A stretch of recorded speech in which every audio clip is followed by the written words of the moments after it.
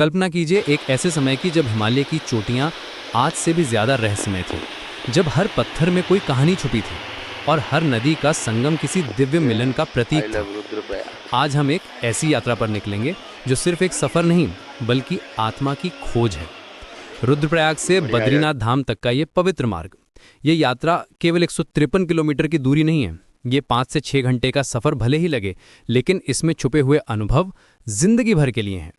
हर मोड़ पर एक नई कहानी, हर पहाड़ पर एक नया रहस्य और हर नदी के संगम पर एक नया आध्यात्मिक संदेश मिलता है। रुद्रप्रयाग में खड़े होकर जब आप अलकनंदा और मंदाकिनी के संगम को देखते हैं तो लगता है जैसे प्रकृति खुद यहाँ आकर मिलन का उत्सव मना रही हो। ये वो स्थान है जहाँ दो पवित्र नदियाँ अपनी अलग पहचान छोड़कर एक हो जाती हैं। स्थानीय लोग कहते हैं कि यहाँ की हवा में भी कुछ खास बात है, जैसे देवताओं की सांसें मिली हैं। रुद्रप्रयाग का नाम भगवान शिव के रुद्र रूप से आया है और यहाँ का माहौल भी उसी तरह गंभीर और पवित्र है। यहाँ के पुराने निवासी बताते हैं कि सुबह जब सूरज की पहली किरण इन दोनों नदियों के पानी पर पड़ती है तो एक अजीब सा जादू होता है। पानी में सुनहरी चमक आ जाती है और लगता है जैसे देवता खुद इस संगम को आशीर्वाद दे रहे हैं। यहाँ के घाटों पर बैठकर जब आप इस नज़ारे को देखते हैं तो मन में एक अजीब सी शांति आ जाती है। पानी की आवाज़ इतनी मधुर होती है कि लगता है जैसे कोई प्राचीन भजन बज रहा है। रुद्रप्रयाग के आसपास के पहाड़ों पर देवदार और चीड़ के पेड़ों की घनी छाया है। इन पेड़ों की खुशबू हवा में इस तरह घुली होती है कि सांस लेना भी अलग अनुभव बन जाता है। यहाँ के स्थानीय लोग कहते हैं कि ये पेड़ सदियों से यहाँ खड़े हैं और इन्होंने अनगिनत तीर्थयात्रियों को आते जाते देखा है। हर पेड़ में जैसे कोई कहानी छुपी हुई है। यहाँ से जब आप कर्णप्रयाग की ओर बढ़ते हैं तो रास्ते में हिमालय की वो खूबसूरती दिखती है जिसे शब्दों में बयां करना मुश्किल है। 33 किलोमीटर का ये सफर लगभग 1 घंटे में पूरा होता है, लेकिन हर मोड़ पर एक नया नज़ारा मिलता है।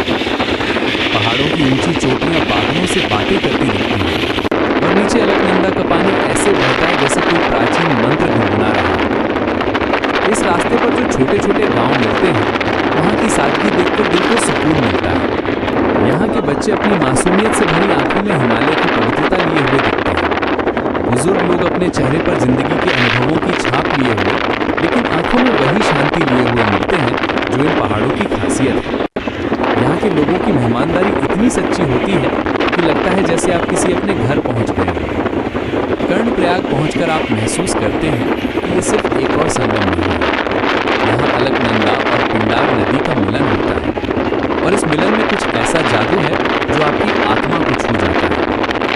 कहते हैं कि महाभारत के योद्धा कर्ण ने यहाँ तपस्या की थी और उनकी वीरता की गूंज आज भी इन पहाड़ों में सुनाई देती है। यहाँ के पुराने मंदिर और घाट देखकर लगता है जैसे समय यहाँ धीमे चलता हो।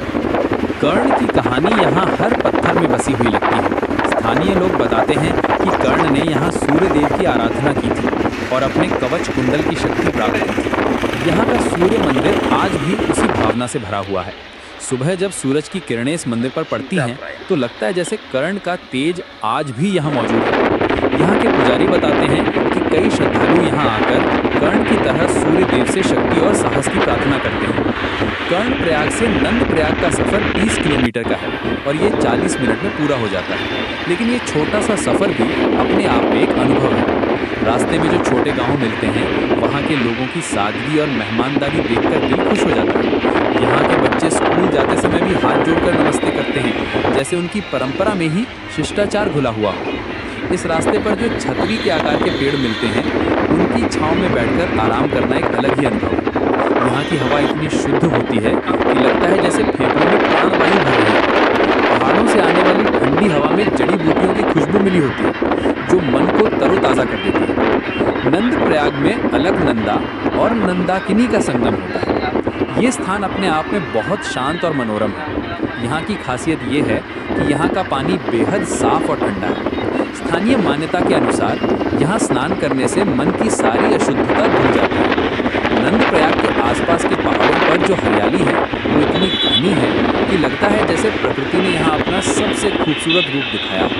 नंदप्रयाग का नाम राजा नंद से जुड़ा हुआ है जो भगवान कृष्ण के पिता थे। यहाँ के लोग कहते हैं कि इस स्थान पर एक खास तरह की शांति है जो कृष्ण की बाल लीलाओं की याद दिलाती है। यहाँ का छोटा सा कृष्ण मंदिर बहुत प्यारा है। मंदिर के अंदर बाल कृष्ण की मूर्ति इतनी मासूम लगती है कि देखने वाले का दिल भर आता है। यहाँ आने वाले भक्त अक्सर कहते हैं कि उन्हें लगता है जैसे बालकृष्ण उनसे खेल रहे हों। नंदप्रयाग से पीपल कोटी तक का 26 किलोमीटर का सफर लगभग 1 घंटे में पूरा होता है। ये रास्ता थोड़ा चुनौतीपूर्ण है, लेकिन जो नज़ारे मिलते हैं वो सारी मुश्किलों को भुला देते हैं। पीपल कोटी एक छोटा सा कस्बा है, लेकिन यहाँ से हिमालय की ऊंची चोटियों का नज़ारा बेहद खूबसूरत दिखता है। यहाँ रुककर चाय पीना और स्थानीय लोगों से बात करना एक अलग ही अनुभव है। पीपल कोटी में पीपल के पुराने पेड़ हैं जिनकी उम्र सैकड़ों साल की है। इन पेड़ों की छांव में बैठकर जब आप चारों तरफ नजर दौड़ाते हैं तो लगता है जैसे आप किसी स्वर्ग में पहुंच गए हों। यहाँ के लोग बताते हैं कि इन पीपल के पेड़ों में देवी देवताओं का वास है। शाम के समय जब हवा चलती है तो इन पेड़ों की पत्तियों की आवाज इतनी मधुर लगती है कि लगता है जैसे कोई दिव्य संगीत बज रहा हो। पीपल कोटी से जोशीमठ तक का 35 किलोमीटर का सफर 2 घंटे में पूरा होता है। ये सबसे रोमांचक हिस्सा है क्योंकि यहाँ से ऊंचाई तेजी से बढ़ने लगती है। जोशीमठ पहुंचते पहुंचते आप महसूस करते हैं कि आप वाकई हिमालय के दिल में पहुंच गए हैं। यहाँ की हवा में एक अलग ही ताजगी है और रात में तारों की चमक इतनी तेज होती है कि लगता है जैसे आसमान में हीरे जड़े हों। जोशीमठ का अपना एक खास महत्व है। ये आदि शंकराचार्य की तपोभूमि है और यहाँ का नरसिंह मंदिर बहुत प्रसिद्ध है। सर्दियों में जब बद्रीनाथ का मंदिर बंद हो जाता है तो भगवान बद्रीनाथ की उत्सव मूर्ति यहीं लाकर रखी जाती है। ये परंपरा सदियों से चली आ रही है। अक्टूबर-नवंबर में जब बद्रीनाथ के कपाट बंद होते हैं तो 6 महीने तक यहीं पूजा अर्चना होती रहती है। जोशीमठ में शंकराचार्य ने 6 साल तक निवास किया था। 814 से 820 तक वे 6 महीने बद्रीनाथ में रहते थे और बाकी समय यहीं बिताते थे। यहाँ का माहौल आज भी उसी आध्यात्मिक ऊर्जा से भरा हुआ है। जोशीमठ के पुराने मकान और गलियां देखकर लगता है जैसे शंकराचार्य का समय आज भी यहाँ जिंदा है। यहाँ के पुराने पंडित बताते हैं कि शंकराचार्य ने यहीं बैठकर अपने कई महत्वपूर्ण ग्रंथों की रचना की थी। जोशीमठ से आगे का रास्ता और भी रोमांचक हो जाता है क्योंकि यहाँ से बद्रीनाथ की दूरी सिर्फ 45 किलोमीटर रह जाती है। लेकिन ये 45 किलोमीटर का सफर 2 से 3 घंटे का होता है क्योंकि रास्ता पहाड़ी और घुमावदार है। जोशीमठ से विष्णुप्रयाग होते हुए बद्रीनाथ का सफर शुरू होता है। विष्णुप्रयाग में अलकनंदा और धौली गंगा का संगम होता है और यहाँ का नज़ारा देखकर लगता है जैसे भगवान विष्णु खुद यहाँ विराजमान हो। यहाँ से आगे का रास्ता थोड़ा कठिन है, लेकिन हर कदम के साथ आप महसूस करते हैं कि आप किसी दिव्य स्थान की ओर बढ़ रहे हैं। विष्णुप्रयाग की कहानी भी बहुत दिलचस्प है।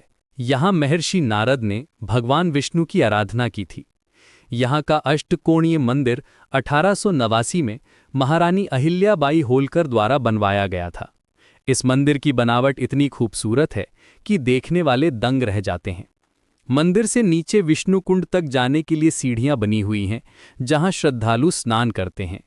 गोविंद घाट, पांडुकेश्वर और हनुमान चट्टी से होते हुए जब आप बद्रीनाथ पहुंचते हैं तो एक अजीब सी शांति मन में आ जाती है। यहाँ की ऊंचाई 3300 मीटर है और यहाँ का मौसम साल भर ठंडा रहता है। लेकिन जब आप बद्रीनाथ के मंदिर को देखते हैं तो लगता है जैसे सारी ठंड गायब हो गई हो। गोविंद घाट से पांडुकेश्वर तक का रास्ता बहुत ही खूबसूरत है। यहाँ चारों तरफ बर्फ से ढकी चोटियां दिखती हैं और हवा में एक अजीब सी पवित्रता महसूस होती है। पांडुकेश्वर में पांडवों से जुड़ी कई कहानियां हैं। यहाँ का योग ध्यान बद्री मंदिर बहुत प्रसिद्ध है, जहाँ कहा जाता है कि पांडवों ने तपस्या की थी। हनुमान चट्टी एक छोटा सा स्थान है, लेकिन यहाँ हनुमान जी का एक छोटा मंदिर है। यहाँ के लोग कहते हैं कि हनुमान जी आज भी इस रास्ते की रक्षा करते हैं।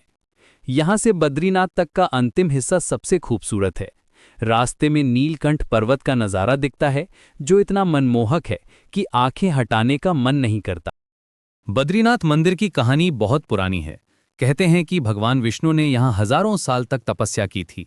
जब वे ध्यान में लीन थे तो उन्हें ठंड का एहसास नहीं हुआ। माता लक्ष्मी ने बद्री के पेड़ का रूप धारण करके उनकी रक्षा की, इसीलिए इस स्थान का नाम बद्रीनाथ पड़ा। मंदिर के अंदर भगवान विष्णु की मूर्ति पद्मासन में बैठी हुई है और उनके चेहरे पर एक अजीब सी शांति दिखती है। ये मूर्ति शालिग्राम पत्थर की बनी हुई है और इसकी ऊंचाई लगभग 1 मीटर है। मूर्ति का रंग काला है, लेकिन इसमें एक अजीब सा तेज है जो देखने वाले को मंत्रमुग्ध कर देता है। भगवान की आंखें इतनी करुणा से भरी हुई हैं कि लगता है जैसे वो सीधे आपकी आत्मा से बात कर रहे हों। बद्रीनाथ मंदिर का इतिहास भी बहुत दिलचस्प है। 8वीं सदी में आदि शंकराचार्य ने इस मंदिर को फिर से स्थापित किया था। उससे पहले ये एक बौद्ध मंदिर था, लेकिन शंकराचार्य ने इसे हिंदू धर्म के अनुसार बनवाया। मंदिर की बनावट आज भी बौद्ध विहार जैसी दिखती है, जो इसके पुराने इतिहास की गवाही देती है।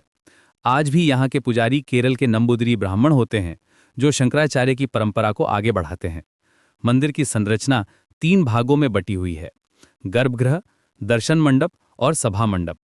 मुख्य मंदिर की ऊंचाई 45 फीट है और इसके ऊपर सुनहरे रंग का कलश लगा हुआ है। मंदिर की दीवारों पर बेहद खूबसूरत नक्काशी है जो प्राचीन कलाकारों की महानता को दर्शाती है। मंदिर के पास ही तप्त कुंड है जहां गर्म पानी का चश्मा है।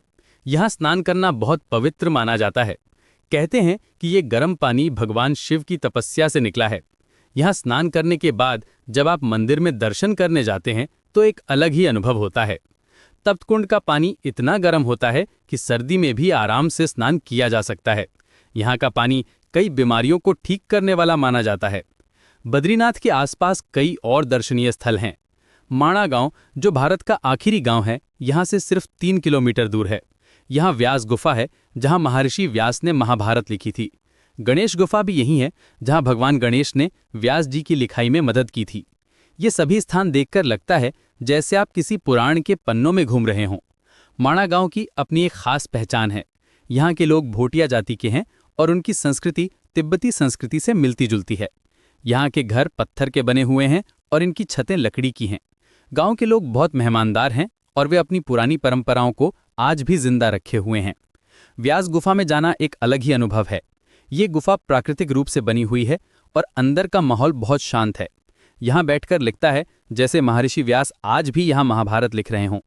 गुफा के अंदर एक छोटा सा मंदिर भी है जहाँ व्यास जी की मूर्ति स्थापित है। सरस्वती नदी का उद्गम स्थल भी यहीं पास में है। ये नदी कुछ दूर बहने के बाद जमीन में समा जाती है और फिर प्रयागराज में गंगा और यमुना के साथ मिलती है। यहाँ का नज़ारा देखकर लगता है जैसे प्रकृति ने अपना सबसे खूबसूरत रूप यहीं दिखाया हो। सरस्वती नदी का पानी बेहद साफ और ठंडा है और इसकी आवाज़ इतनी मधुर है कि सुनने वाले का मन मोह लेती है। यहाँ पास में ही भीम पुल भी है जो एक प्राकृतिक पत्थर का पुल है। कहते हैं कि भीम ने इसे बनाया था। ये पुल देखने में बहुत ही अजीब लगता है क्योंकि ये बिल्कुल प्राकृतिक तरीके से बना हुआ है। नीचे से सरस्वती नदी का पानी बहता है और ऊपर से लोग इस पुल को पार करते हैं। बद्रीनाथ में रहने का अनुभव भी अलग है। यहाँ की रातें बहुत ठंडी होती हैं, लेकिन तारों भरा आसमान देखकर सारी ठंड भूल जाते हैं। यहाँ के तारे इतने साफ दिखते हैं कि लगता है जैसे आप उन्हें छू सकते हों। सुबह जब सूरज की पहली किरण मंदिर पर पड़ती है तो लगता है जैसे भगवान खुद आशीर्वाद दे रहे हों। यहाँ की शांति इतनी गहरी है कि मन अपने आप ध्यान में चला जाता है। यहाँ की सुबह बहुत ही खूबसूरत होती है। जब सूरज उगता है तो पहले पहाड़ों की चोटियाँ सुनहरी हो जाती हैं, फिर धीरे धीरे ये रोशनी नीचे आती जाती है। ये नज़ारा इतना मनमोहक होता है कि देखने वाले के आंखों में आंसू आ जाते हैं। यहाँ का सूर्योदय देखना एक आध्यात्मिक अनुभव है। बद्रीनाथ से वापसी का सफ़र भी उतना ही यादगार होता है। जब आप इन पवित्र स्थानों को छोड़कर वापस जाते हैं तो दिन में एक अजीब सी भावना होती है। लगता है जैसे आप किसी दूसरी दुनिया से वापस आ रहे हों, लेकिन साथ ही ये एहसास भी होता है कि आपने कुछ बहुत खास पाया है, कुछ ऐसा जो जिंदगी भर साथ रहेगा। वापसी के रास्ते में जब आप फिर से उन्हीं स्थानों से गुजरते हैं तो हर जगह एक नई पहचान मिलती है। जो स्थान आते समय सिर्फ खूबसूरत लगे थे, वापसी में वे और भी पवित्र लगते हैं। ऐसा लगता है जैसे इन स्थानों ने आपको अपना बना लिया हो। ये यात्रा सिर्फ एक धार्मिक यात्रा नहीं है, ये आत्मा की खोज है, अपने अंदर के देवत्व को पहचानने का रास्ता है। हिमालय की इन ऊंची चोटियों में, इन पवित्र नदियों के किनारे आप खुद को पाते हैं। यहाँ की हर सांस में शुद्धता है, हर नज़ारे में दिव्यता है। रुद्रप्रयाग से बद्रीनाथ तक का ये सफ़र सिखाता है कि जिंदगी भी एक यात्रा है, हर संगम